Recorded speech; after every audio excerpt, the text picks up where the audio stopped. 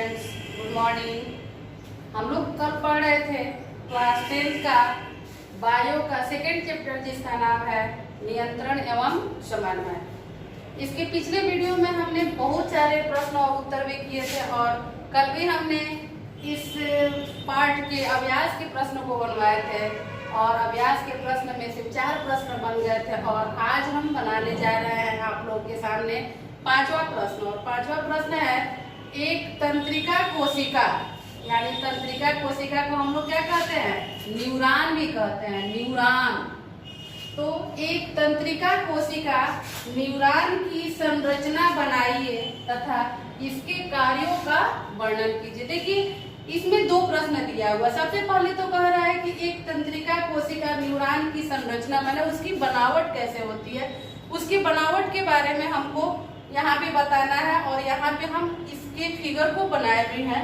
और उसके बाद कह रहा है कि इस फिगर में जितने भी चीज है जैसे ध्रुमिका है, केंद्रक, सिनेप्स, कोशिका का एक्सान, इस सब के क्या क्या कार्य है। तो फिगर तो हमने यहाँ पे बना दिया है, आप लोग भी अपने कॉपी में इस फिगर को बना लीजिएगा। ये है मेरा केंद्रक, ये क्या है, केंद्रक है। और यहाँ पे जो ये छोटी छोटी संरचना आप लोगों को दिखाई दे रही है, यही संरचना क्या है, ध्रुमिका है। आइए हम आगे देखते हैं। फिर यहाँ पे दिया है कोशिका का, इसमें बहुत से छोटे छोटे कोशिका होते हैं, इसलिए यहाँ पे इसका नाम क्या दे दिया है, कोशिका का। उसके बाद कल हमने आप लोगों को पढ़ाया था कि 2 तंत्रिका कोशिकाओं के बीच खाली स्थान को हम लोग क्या कहते हैं, सिनेप्स कहते हैं। तो देखिए सिनेप्स यहाँ पे एक तंत्रिका कोशिका है और एक यहाँ तंत्रिका कोशिका है और इस दोनों तंत्रिका कोशिका के बीच ये जो खाली स्थान हम यहाँ ऐसे लाइनिंग किए हैं तो ये स्थान भर गया है, लेकिन ये आपको समझ में आ रहा होगा। पहले ऊपर देखिए यहाँ पे जो पतली खाली नली दिखाई दे रही है उसी को हम लोग क्या कहते हैं, सिनेप्स कहते हैं। और उसके बाद यहाँ होता है एक्सान। अब इस सब के कार्य क्या क्या है, तो सबसे पहले हम कहेंगे कि तंत्रिका कोशिका तंत्रिका तंत्र की संरचनात्मक तथा क्रियात्मक इकाई है। जैसे कोशिका हमारे शरीर के लिए संरचनात्मक तथा क्रियात्मक इकाई है, ठीक उसी प्रकार तंत्रिका तंत्र भी संरचनात्मक तथा क्रियात्मक इकाई है। उसके बाद देखिए हम आगे बढ़ते हैं। उसके बाद कहा रहा है कि इसके 4 प्रमुख भाग हैं और इसके 4 प्रमुख भाग कौन कौन से हैं, तो आइए हम जानते हैं इसके चारों प्रमुख भागों के बारे में। सबसे फर्स्ट दिया है ध्रुमिका। देखिए फिगर में ध्रुमिका हमको यहाँ दिखाई दे रहा है। तो तंत्रिका तंत्र के सबसे पहले भाग को हम ध्रुमिका कहते हैं, दूसरे भाग को कोशिका का है। अब देखिए ध्रुमिका वहां पे है और कोशिका का यहाँ पे है। तो फर्स्ट भाग हो गया उसका ध्रुमिका, सेकेंड भाग हो गया कोशिका का और थर्ड होगा एक्सान। देखिए कोशिका का के ठीक नीचे एक्सान दिया हुआ है, तो इसका थर्ड भाग क्या हो जाएगा, एक्सान। तथा चौथे भाग को हम सिनेप्स कहते हैं। अब देखिए सबसे पहले सूचनाओं का आवेग, कोई भी सूचना सबसे पहले कहाँ जाती है, ध्रुमिका।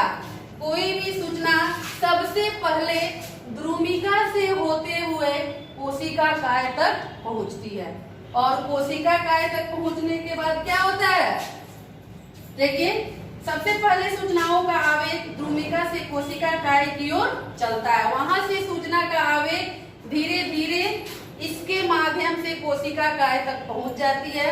उसके बाद तथा फिर एक्सान में जाता है।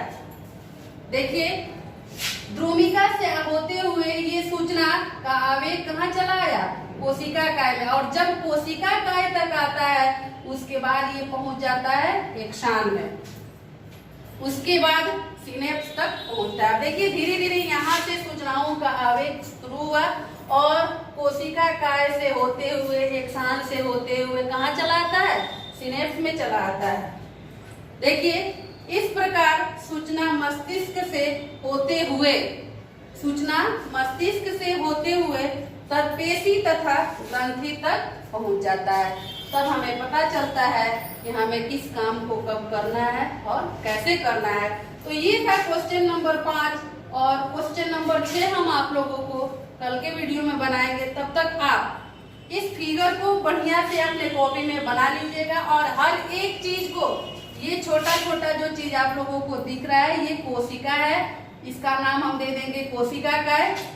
और यहाँ पे बीच में एक बड़ा गोला है, उसके बाद एक छोटा सा बिंदु है, यहाँ पे केंद्रक को दर्शाया गया है और 2 तंत्रिका तंत्र, यानी ये जो आपको दिख रहा है ये 2 तंत्रिका तंत्र के बीच खाली स्थान जो है उसको हम लोग कहते हैं सिनेप्स। और आप लोग अपने कॉपी में इस फिगर को बना लीजिएगा और यहाँ अगर समझ में नहीं आए तो जिसके पास बुक है वो अपने बुक की हेल्प लेके भी इस फिगर को बना सकते हैं। इसके बाद हम आप लोगों को कल के वीडियो में नेक्स्ट क्वेश्चन 6 नंबर बताएंगे।